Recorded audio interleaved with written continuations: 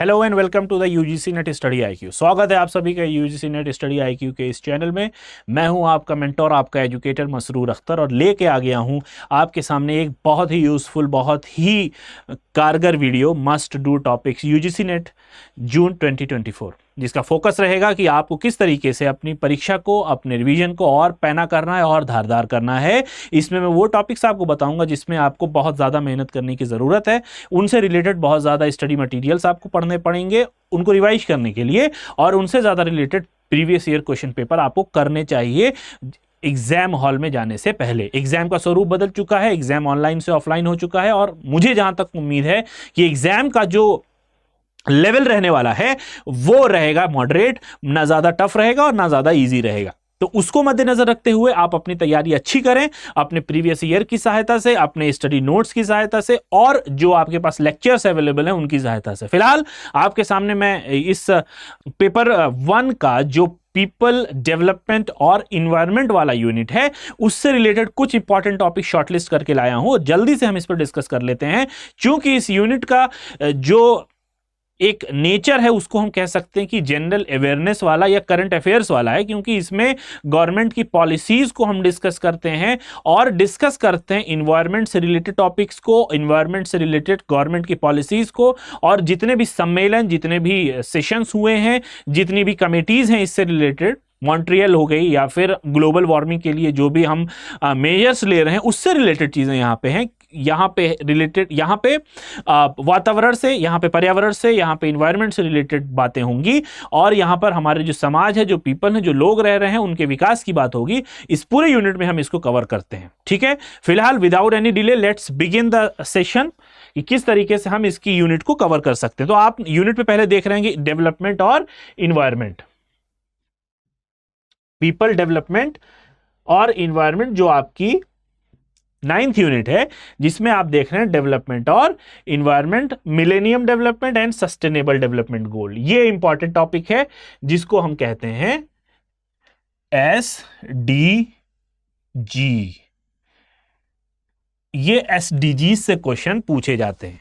ठीक है, sustainable development goal, ये इंपॉर्टेंट है, इसको आप पढ़ के जाएंगे। इस साल भी मुझे उम्मीद है कि इससे क्वेश्चंस पूछे जाएंगे।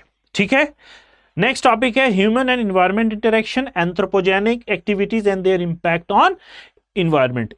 ह्यूमन और इन्वायरमेंट का संबंध पढ़ते हैं हम इसमें, और इनके संबंध से हमारे पर्यावरण को जो नुकसान या जो प्रभाव हो रहा है हमारे पर्यावरण पे, हम उसको भी पढ़ते हैं। इन्वायरमेंटल इशू, ये इंपॉर्टेंट एरिया है जहां पे आपको पॉल्यूशन से रिलेटेड क्वेश्चंस देखने को मिल जाएंगे। इसमें कभी कभी आपको स्टेटमेंट बेस्ड क्वेश्चन या एसर्शन और रीजन वाले क्वेश्चन देखने को मिल सकते हैं, और मिलते भी हैं, आते भी हैं। सोशियो इकोनॉमिक, पॉलिटिकल डायमेंशन की बात इसमें की जाती है। नेक्स्ट है impact of pollutant on human health. Human health, मानव का जो स्वास्थ्य है और उस पर क्या प्रभाव पड़ रहा है प्रदूषकों का। तो ये बहुत कम चांस है क्वेश्चन रिपीट हो, क्योंकि ये यूनिट इतनी बड़ी है, इसमें बहुत वैरायटी है क्वेश्चंस की। काफी क्वेश्चंस आपको नए भी इसमें देखने को मिल सकते हैं इस बार के एग्जाम में। Natural energy resources, solar, wind, soil, hydro, geothermal, biomass, nuclear and forest, natural hazards and disaster, mitigation strategies, environment protection act, ये इंपॉर्टेंट एरिया है। अभी जो मैंने बात की, जो एग्रीमेंट्स हो रहे हैं, जो एफर्ट्स हो रहे हैं, देखिए यहाँ पे देखिए Montreal protocol, Rio summit, convention और बायोडाइवर्सिटी, और भारत सरकार भी बहुत अवेयर है नमामि गंगा को लेके, और हमारे पर्यावरण, हमारे वातावरण को साफ सुथरा करने में किस तरीके से गवर्नमेंट की जो स्कीम्स हैं, जो गवर्नमेंट ऑफ इंडिया की स्कीम्स हैं, हम उसको भी पढ़ के जाएंगे एग्जाम में। ठीक है, छोड़ना बिल्कुल भी नहीं है। बच्चों का ये कंसर्न रहता है कि 2 यूनिट्स, एक ये PD, people development and environment, और हायर एजुकेशन सिस्टम, ये बहुत लेंदी यूनिट्स है और इससे क्वेश्चंस भी आते हैं। कभी कभी क्वेश्चंस ऐसे आते हैं जो काफी ट्रिकी होते हैं, या कभी कभी इस तरीके के होते हैं जो आपको टफ लगते हैं, और बहुत ये होता है कि आप उसमें गलत भी करके आ सकते हैं। ठीक है, तो इससे आपको बचना है, क्योंकि आपको पढ़ के जाना है। पढ़ के इसलिए जाना है क्योंकि मैंने बताया है आपको कौन कौन से इंपॉर्टेंट टॉपिक्स हैं। अब यहां पर मैं शॉर्टलिस्ट की है इस पूरे यूनिट से कुछ इंपॉर्टेंट टॉपिक जिनको आपको ज्यादा फोकस करना है। ठीक है, इसमें आपको ज्यादा फोकस करना है। Pollution related questions, people development and environment से रिलेटेड कुछ बातें, रेन्यूएबल, गवर्नमेंट स्कीम्स, देखिए ये government schemes related to the environment, और यहीं पे सस्टेनेबल डेवलपमेंट गोल्स भी आप लिख लीजिए, SDG, ये अपॉस्ट्रोफे एस है, SDG सस्टेनेबल डेवलपमेंट गोल्स, ठीक है।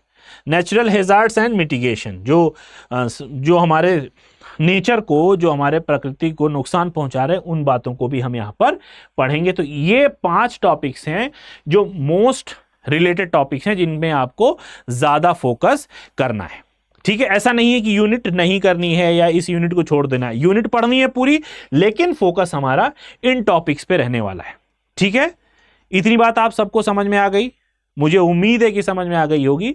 तो इस पेपर से आपको जो पूरा पेपर है आपको 50 क्वेश्चन देखने को मिलते हैं, ठीक है।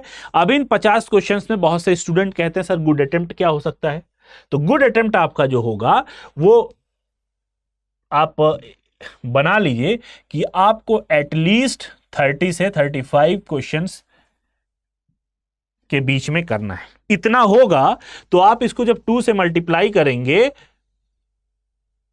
तो ये कहीं इसके बीच में लाई करेगा, ठीक है।